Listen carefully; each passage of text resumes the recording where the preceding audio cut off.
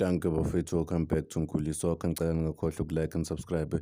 Hugo Bros ucoach weBafana Bafana ku-match conference bekhuluma ngomduduzi Shabalala Lorenzi example ngayo athi i-player belifuna ukuziprova ngempela and bekuyisikhathi ese-right ukuthi am-introduce laphana, so kumele ubheke ama-moment uyasho ukuthi boku-great moment ukuthi ngempela am-introduce, whether im-introduce sokusele 3 minutes 5 minutes whatever, but boyisikhathi ese-right. Uthi vele yena akafuni ama-player abuza ama-question, uze wenze example nango-Cupid ukuthi bamtshelile ukuthi if uFoster uzoba ready uzohlala kuma-stand and then if akekho ready uMahopho uzoqala, and then uthi player livele lathi okay happy ukuba lapha overall, so whenever is needed uzoba available, so ufuna ama-player kanjalo.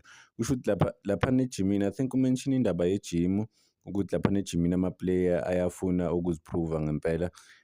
Kusho ukuthi uShabalala is trying by all means ejimini yeBafana Bafana or ecampini yeBafana Bafana ukuthi abonise international coach laphana ukuthi uyadeserve ukudlala for i-national team or-ke abe ne-chance ukuthi adlalele i-national team, kusho ukuthi usebenza kanzima. So I mean mentally yabona i-mentality yakhe le anayo for iBafana Bafana kumele i-translate to i-Kaizer Chiefs, akhohlwe ama-politics, akhohlwe i-hype ye-Kaizer Chiefs, akhohlwe i-social media, akhohlwe uku-reacta, just nje afocus ebholeni kuphela uzo-achieve izinto ey'nkulu. It's the start of a beautiful journey if uzokwazi ukuba mentally fit ukuthi ahandle everything. Yabo kuBafana Bafana kadlali, but he's present, he's there. We appreciate ama-small moments laphana kuBafana Bafana. Well, ama-qualities wakhe siyawazi bafethu, akekho umuntu ongawazi ama-qualities wakhe. Umuntu lona versatile okwaziyo ongakwazi ukudlala i-wing, okungakwazi ukucontribute from i-number 10, so i-versatility yakhe i-important kakhulu. But mentally yinto mina enginokumdoubta ngayo ukuthi okay maybe mentally is not there yet, but he needs to be sharp mentally, then many more opportunities awathatha, because he's one of the most talented South African players we have. Given an opportunity and then naye akwazi ukuba serious, anga-achieve izinto ey'nkulu kakhulu.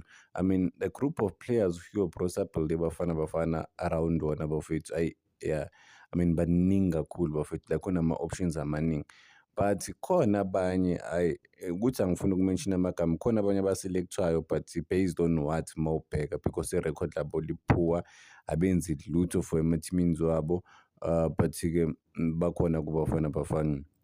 So sometimes amanye ama-selections aba-controversial, but you cannot falter. I cannot really falter iKhehla. Ngihlezi ngisho ukuthi okay ngizoli-criticize iKhehla, but the most important thing is able to get ama-results. Ama-results uyawathola, and when it matters the most uyawathola ama-results, which is the most important thing bafethu ebholeni, ukuthi wathola kanjani ama-results, but into ebaluleke kunazo zonke nje ukuthi uyawathola ama-results, that's it.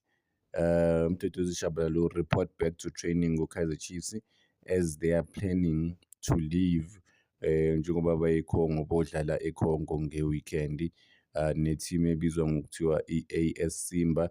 So I mean i-start se-journey yakhe futhi ukuthi adlale serious laphana ku-continental level, athathe experience yakhe le ayigeyine lapha ku-group ukuba kuBafana Bafana ku-continental level, akwazi ukusurvive, akwazi ukuba strong ukuthi adelivele i-team laphana. He's reporting straight to training, and ama-player relaxile. iKaizer Chiefs beyinika ama-player bafethu i-break kancane, ovele bayibe base-Cape Town, abanye bebaye oKhanyisa babone bese-stadium ba-attend ama-concept o-Travis Scott. Shabalala zange abe naso leso sikhathi leso sokuthi a-relax because bese-campini working hard laphana neBafana Bafana, but isithemba ukuthi it will pay off nama-sacrifices wakhe ukuthi abe laphana ku-national team, noma azi ukuthi ama-chances wakhe ukuthi adlale azoba minimum, but-ke presence yakhe ibaluleke kakhulu for i-camp yeBafana Bafana ukuthi akhule, just afocus nje ebholeni nje kuphela. Kaizer Chiefs, they will be looking at to utilize him laphana ku-continental level as a creative number 10, sinokumbona isikhathi esiningi uswitcha no-Gaston Sereno or uchangeisana no-Gaston Sereno, but as i-number 10 ku-Kaizer Chiefs, he can give them so much. I was watching into zakhe zonke last season, bafethu ukuthi umuntu ucreate over 10 chances last season, but guess what? They were not able to score those chances. So you're not even not able to even to see ukuthi uyawa-create ama-chance ukwa-create just ukuthi final third abantu abakwazi ukuwakora. That is why ama-assist wakhe are-low. That is why maybe i-goal record, well, akekho too u-advance, but i-goal record lakhe is number 10 obvious alifani nelo Cheslett. uCheslett unamagoli aserious, uyawashaya kadlali. Whereas uShabalala ku-Kaizer Chiefs, I would say uyi-assista more than ukuthi uzokushayela amagoli. Akafani nama-number 10 amaningi lawa azokushaya amagoli, but-ke lawo ma-assist wakhe avele aphelele emoyeni. Simfisela inhlanhla overall, udo or die. It's not gonna be easy cementing his space laphana kuBafana Bafana, but-ke athathe experience yakhe le aloke ayicosha laphana kuBafana Bafana ayilethe laphana ethimini, njengoba bengishilo earlier on ukuthi akhohlwa amapolitiki. Inkinga ngeke sibe direct because siyazama ukuprotect ama-player kwesinye isikhathi, because mawuzosho into abantu ngoba abazazi izinto and abekho close to ibhola ngaleyo ndlela, bazovele bathi ayikho lento ekhulumayo. But yeah, what a player, what a good player for i-Kaizer Chiefs. He has to perform. Imagine yena abe at the forefront lead i-Kaizer Chiefs to continental glory, which is a CAF Confederations Cup.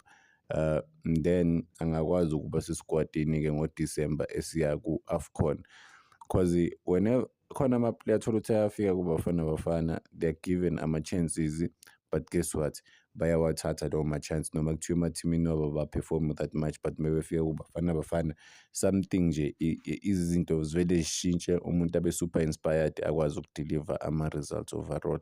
So bafisa inhlanhla bonke abantu abafana laphana kuBafana Bafana. Shabalala, take that thing ye-camp ye-unity yakuBafana Bafana. You saw in front of you ukuthi Bafana Bafana achieveni, so it's all up to yena as an individual ukuthi ufundeni laphana, nanokuthi yena as an individual ufuna ini for yena. It starts now. Shape your thinking, move different, do it for you, but also do it for those who believe in you, because work pale at the moment iplayer le-Kaizer Chiefs elinokuselect laphana kuBafana Bafana. Thabiso Munyani naye for sure, but uThabiso Munyani akaselekthwanga ngoba ulimele, and-ke imagine mase kubuya wonke ama-right back laphana ku-national team. Umuda ukhona, which is he's number 1.